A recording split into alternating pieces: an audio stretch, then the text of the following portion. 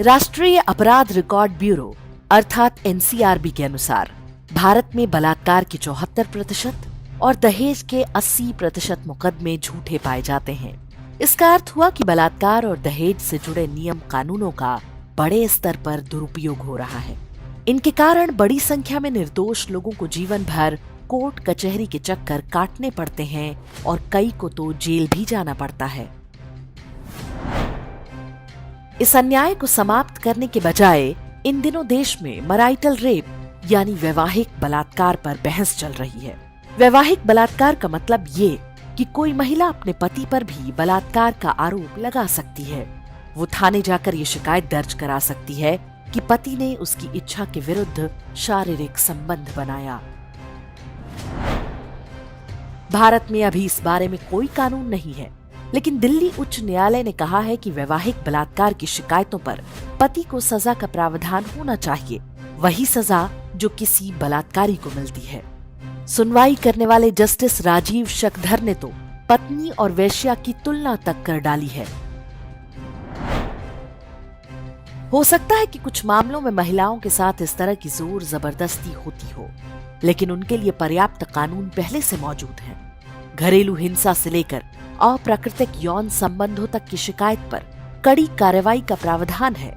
तो फिर marital rape के नाम पर अलग से एक कानून की आवश्यकता क्यों? वास्तव में भारतीय परिवार व्यवस्था को पूरी तरह नष्ट करने के लिए ये वामपंथ का अंतिम हथियार है। दहेज कानून पहले ही परिवारों को काफी हद तक नुकसान पहुंचा चुका है। उसी कड़ी में वैवाहिक बलात्कार का हौवा खड़ा किया जा रहा है।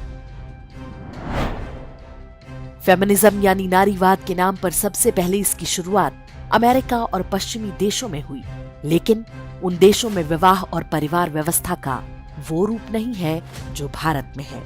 भारत में ये एक संस्कार और उत्तरदायित्व है। वामपंथ जानता है कि यदि भारतीय धर्म और समाज को नष्ट करना है तो परिवार को तोड़ना होगा। महिला अधिकार के नाम पर चल रही वामपंथी संस्थाएं लंबे समय से इस प्रयास में हैं। मैरिटल रेप पर दिल्ली हाई कोर्ट में याचिकाएं भी आरआईटी फाउंडेशन और all India democratic women's association नाम की वामपंथी संस्थाओं ने दायर की हैं। न्यायपालिका में जज का चोला ओढ़कर बैठे वामपंथी कॉमरेड इस अभियान में सहायक बन रहे हैं। उन्हें ना तो भारतीय समाज से मतलब है, ना इसकी संवेदनशीलताओं से। ये भरोसा कौन देगा कि दहेज कानून की ही तरह वैवाहिक बलात्कार कानून का दुरुपयोग नहीं होगा?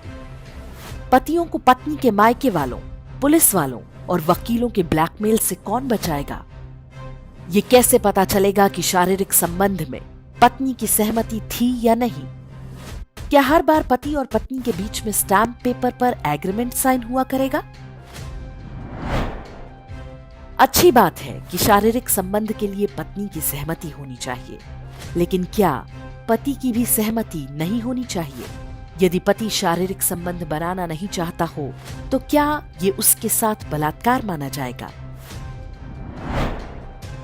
केंद्र सरकार वर्ष 2017 में ही दिल्ली उच्च न्यायालय में कह चुकी है कि मैरिटल रेप पर कानून बनाना समाज के लिए ठीक नहीं होगा। इससे विवाह की संस्था ध्वस्त हो जाएगी। लेकिन विदेशी पैसे पर चलने वाले एनजीओ और न्यायपालिका के कॉमरेडों को ना तो संविधान से मतलब है, ना समाज से। वे लगातार मैरिटल रेप के नाम पर अभियान चला रहे हैं। यदि उन्हें वैवाहिक बलात्कार इतनी बड़ी समस्या लग रहा है तो क्यों न वैवाहिक छेड़खानी के विरुद्ध भी अलग कानून बनाया जाए। फिर कोई महिला चाहे तो पति पर छेड़खानी का आरोप भी लगा सकेगी। विवाह की संस्था आपसी प्रेम, समर्पण और निष्ठा पर आधारित होती है। यदि एक बार पति पत्नी के बीच अविश्वास का बीज बो दिया जाए तो इस संबंध में हमेशा के लिए विष घुल जाता है। वामपंथी यही चाहते हैं ताकि पहले परिवार, फिर समाज और अंत में देश को नष्ट किया जा सके। समस्या हम जैसे सामान्य लोगों के साथ भी है, जो अक्सर लिबरल और प्रोग्रेसिव दिखने के चक्कर में ऐसे कुत्सित षड्यंत्रों को समझ नहीं पाते।